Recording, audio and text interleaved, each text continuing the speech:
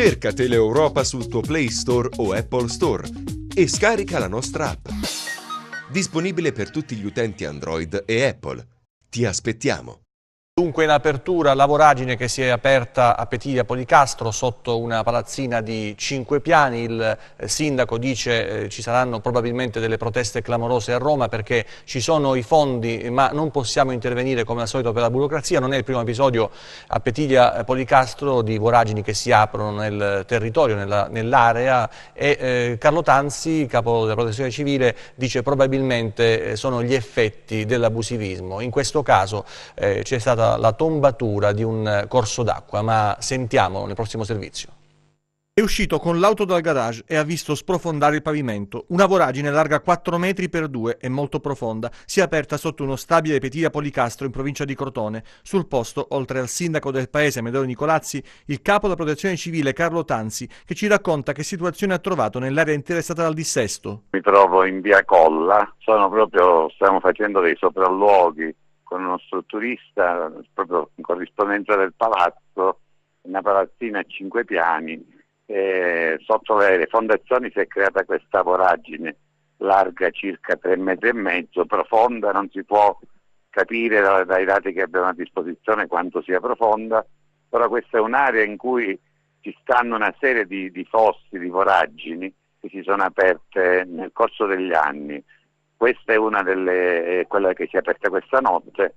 Stiamo verificando la stabilità dell'edificio, abbiamo notato delle lesioni, cautelativamente questa notte circa 40 residenti qui sono stati già fatti sgomberare, dormiranno fuori in attesa che si verifichi l'evolvere della situazione. Ecco, qua quello che abbiamo accertato qua in pratica la patria dell'abusivismo edilizio, qua il 90% degli edifici a Petilia sono abusivi, questo è uno dei tanti. In particolare qui c'era un vecchio canale, un torrente che è stato completamente tombato in modo inadeguato e quindi praticamente l'acqua ha ripreso a scavare e sta praticamente riappropriandosi dell'originario alveo.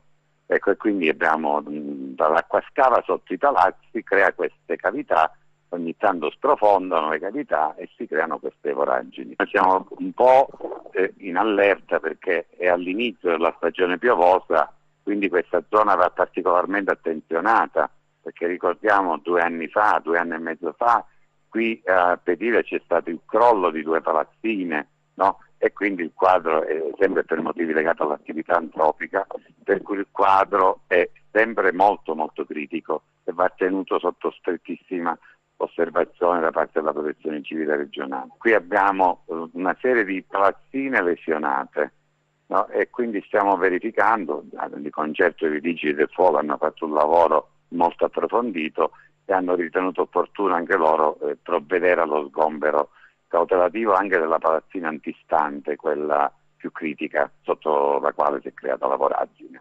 È una frase abusata, ma possiamo parlare di tragedia sfiorata perché poteva andare molto peggio? Sì, perché in effetti c'è questo garage, sotto il quale si è creata questa voragine, c'era un signore che è uscito con la macchina da questo garage, appena è uscito il pavimento è sprofondato, quindi diciamo che è andata bene.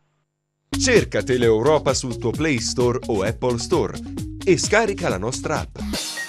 Disponibile per tutti gli utenti Android e Apple. Ti aspettiamo!